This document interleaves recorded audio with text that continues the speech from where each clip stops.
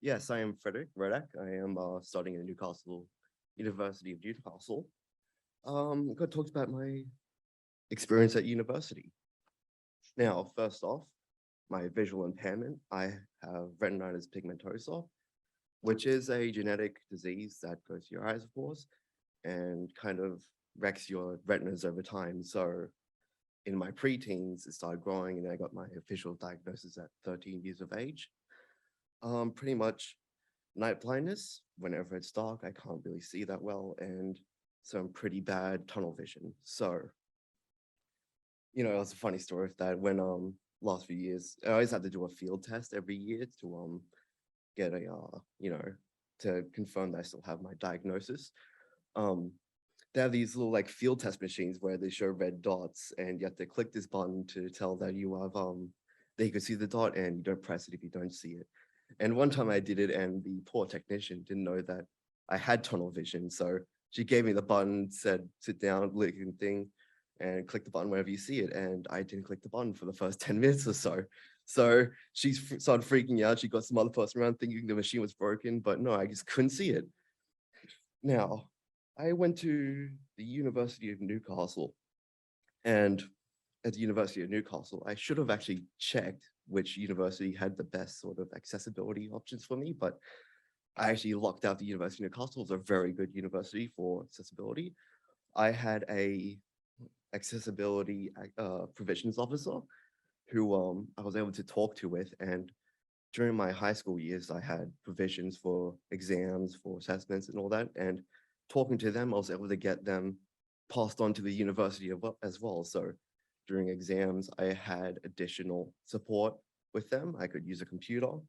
I didn't have to sit with everyone else, and with a handwritten thing, I could sit down and do that. I had a extensions for my assessments, and I had access to documents online, which everyone else did, but it was just a nice thing of being able to have access to slides and stuff online so I could check on my phone. Now, probably physics. I did physics at University of Newcastle, and probably saying why physics. I did it because I always wanted to do STEM when I went to university, and I did a lot of things in high school. I did chemistry, engineering, physics, mathematics. I did kind of had an interest in chemistry, but in labs, I had my tunnel vision, and I have a knack of knocking into every single thing in the room, whether it be chairs, benches, little tables, wet floor signs. I knocked into every single one of them. And when you have, dangerous chemicals with you, you don't want to do that. So I did physics. You sit down, get a computer, it's all nice and easy. So I did physics, and there's a lot of nice things for physics when I had extra time, the exams, like I said before, and access to computers, which I talked about before. Now, being independent at the university was something that is very important. I went to, I went to Newcastle, and I live at the Central Coast, so very far away from home. And I had to be a bit independent whenever I had to go there and study and go to classes. So some of the very important things that come to independence for me going to the University of Newcastle was, first of all, going there through public transport. Now, I didn't actually go much to public transport before going to university. At high school, always had my parents drive me, and because, couldn't really see that well, and I was always nervous on the trains. But working with the guide dogs, I actually had a very important and useful training for the first 2 years just before I started university of taking trains, taking buses, being confident in myself, and taking these sort of options. They made me download this very useful app called TripView, which you can get on your phone, iOS or Android, in which you can plan your trips, gives you the times table from start to finish, and it's very important. And I used it a lot, especially it's very important for me going back from the University of Newcastle back to home, because night blindness, if it's past 5 p.m., I can't see. It's very dark. So I made sure to plan on my classes to go trip view so I can get back home without it being too dark to get back home. That was very important. And another thing that was good with the University of Newcastle was shuttle buses. Now they have shuttle buses from one end of the campus to the other at Callahan, in which you could call up or go to certain places. and then a shuttle bus will come straight to you and drop you off at the station or at a shopping center or to your classes, depending on where they are, which was really important in my first few years of getting to know the campus. But it's also, there's very good guides around to help you around walking around the campus as well, which I found important too. And another thing that really helped me gain independence at the University of Newcastle was getting friends and getting, support with myself, not just from teachers and from officers, but also just from my friends at the university. Like when I went, I actually got a bit nervous, thinking, what will people think of me being disabled, using a cane wherever I go. But actually, it turns out a lot of people, they were nice. They didn't really judge you or question you using it, and they also really helped you a lot, especially because the preconception of being blind, you think you're fully blind, and like what if people think that you're faking it? But no one ever really questioned me or judged me for it. They always helped me out, whether it be like study groups, walking around campus and stuff. They always helped me, which was very important. So even though you're being independent at the university, it's important to also be a bit dependent on who you talk to, who you go to class with, because they can all be important to you for both your first few years and also starting honors year, which I am doing now. They are still helping me to this very day. All right. Now I should probably talk about how early you should start going to university, thinking about university, high school, going to university. You need to probably think about how early you should be starting to plan on which university you should go to and which ones you should go to. I didn't actually focus all too much on the accessibility options, but more so how close it was to my house, how far I had to go, who I had to talk to, who my friends were there. So I actually planned it about in year 12 when I started, doing my HSC. I started to go there because a lot of my friends were going there. So I had options to, be with my friends, have them help me be around campus, but also have the opportunity to make new friends at the campus as well.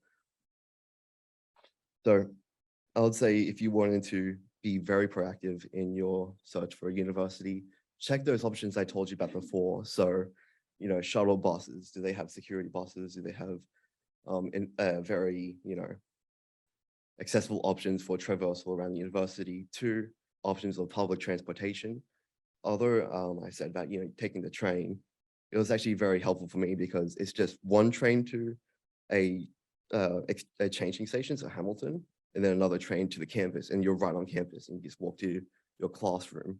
But there could be other, universities where you have to walk a bit more or go across different cities perhaps.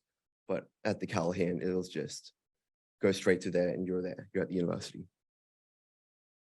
And then, other things like, can you get your high school provisions from your university, from your high school, so they can do so you know what to expect when you go into your exams and your assessments. And then, third of all, what I was saying before, just make sure that what you pick is something that you're confident in. I wasn't confident in handling deadly chemicals. I still aren't, but I am confident using a computer. So I use a computer, do physics, and it's very helpful. And that's pretty much it. I want to thank the Safe Site Institute for letting me to talk today about my experiences. And I'll see you all, and I'll have questions now, and I'll we'll have a few questions. Thank you, Fred. Awesome. We've got a seed of a few questions that have come in submitted. I'll give one of them a go and we'll see if there's any questions from the floor as well.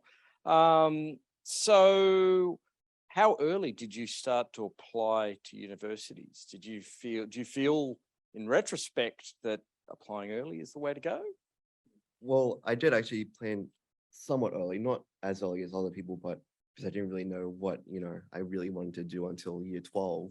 But I did do, pre-selection, and I did apply to University of Newcastle after I did a high school open day with them. I saw the campus myself. I walked around the campus myself, and I decided that it was one for me.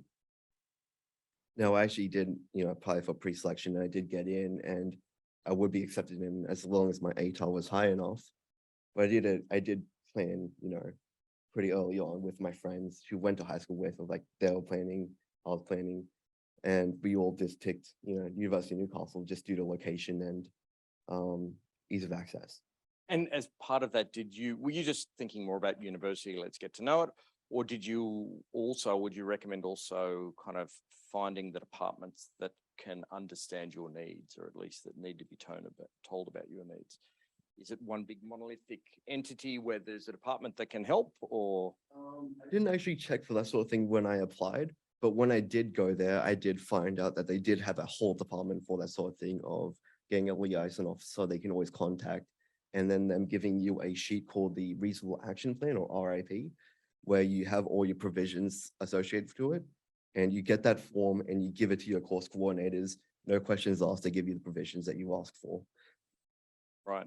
And I know earlier you said that you went and you found out you got the details of your provisions from school that you could then take and provide to university to say these are the supports. So my school support and my NACER supports from HSC, 15 minutes per every hour of extra for exams, break times if needed for eye strain, extra time for assessments to hand in, all that sort of things. I got accepted from my NACER to the university, no questions asked, because of my condition. Right. Now, I like this question. So if you're talking to a year 7 student right now, so they've got 6 years to learn foundation skills that'll allow them to be independent when they get to university, what skills, what would you tell them to start working on to be ready?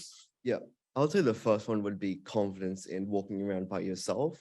So, taking the train, walking around a campus, walking around in streets and cities and whatnot, getting confident in yourself and what you can do, what you can travel to and from, working on routes, practicing them.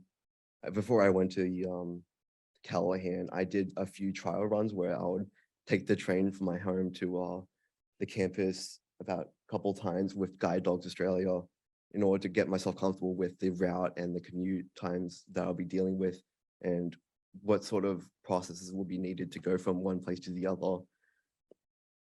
Another thing that I'd say was important was, like I said before, getting support both from the teachers and from your liaison officer, but also from your friends and classmates from the university itself, so that, you can, if you have to walk somewhere with someone that they know what's going on, they can help you with travel as well as yourself. Just, being, extending a hand out for help if you need it. That's also really important. Another thing that I would say will be really important is if you need a set of technology, definitely bring it to university. If you have a lecture, they allow you to bring a laptop or whatever equipment that you need to have all the lecture notes and class slides that you need, so you can check your computer instead of checking the giant screen that's far away if you cannot see it, or through any technology that you have. They don't really worry about what you bring as long as it helps you with your class. And just reaching out, that's the most important thing I would say, is just reaching out about your condition and what help you need. And every time I did, I always got accepted with what I needed. So this question it's got the direct question that was asked, and there's the kind of tangent that could come off the side. So the question is, vision impaired students at university, generically, what are the type of courses they do or don't do? What should they consider? I suppose part of that as well is being in university and vision impaired. Did you have any sense that there are other vision impaired students at university as well? Is there any sense of community?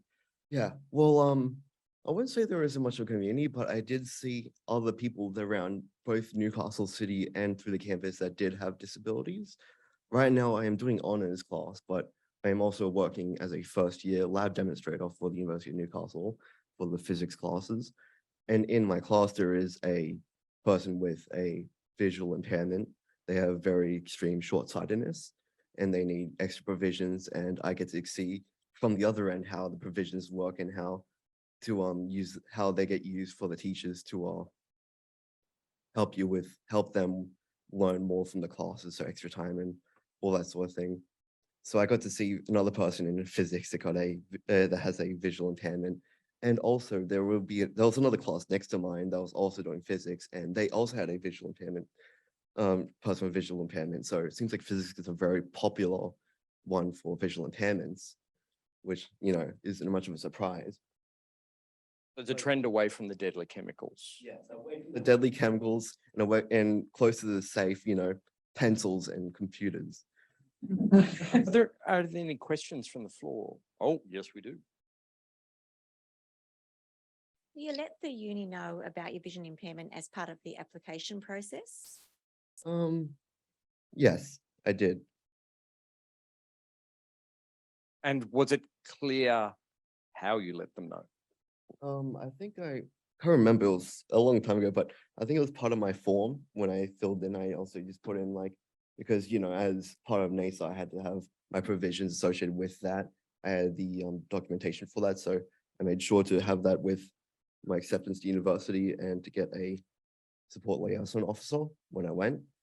I think it's also the same for mental illnesses and that sort of deal, where pretty much you have your forms from your previous education and then you bring that over to your university of choice. Anyone else? Hey, Fred. Going into your first year at uni, do you feel that you were prepared to advocate for yourself going from high school? And if you were, what did you do to prep for that? It was definitely a step up from high school. It required a lot more, you know, proactive searching out for your making sure that you were, you know, proactive in your choices of how do I disclose my disability and what do I need from it. There was very much more of like, I had to, you know, ask for it, make sure I had it submitted to my teachers and course coordinators so that they knew. I would say that the biggest shift from high school to university was just the overall freedom more that you had. In high school, you had to show up, you had to look at the class note, you had to like do like worksheets at the class and all that. But at high school, there was a lot of lectures where if I didn't have to show up, I didn't need to show up. I could just read the class notes from home online through Blackboard or Canvas. And that was really important for me just to like help study. I didn't have to, you know, show up myself if I didn't have to. I could always read things online through, you know, the platforms that they used.